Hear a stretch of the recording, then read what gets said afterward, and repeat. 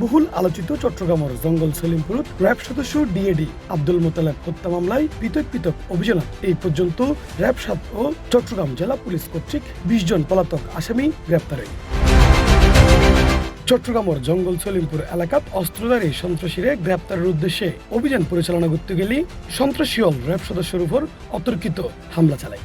এ সময় ৪ জন গুরুতর রক্তাক্ত জখম হয়। অন্যান্য র্যাব সদস্য রক্তাক্ত অলরে ঘটনাস্থল উদ্ধার করে হাসপাতাল টানেলি কর্তব্যরত চিকিৎসক আব্দুল মোতালেবরে মৃত বলে ঘোষণা করে।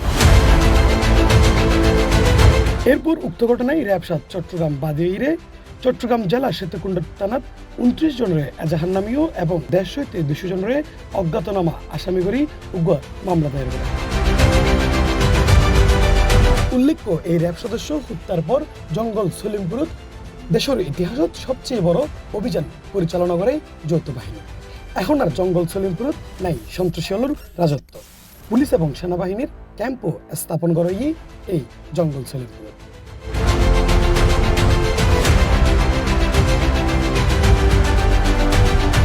C+ চট্টগ্রাম।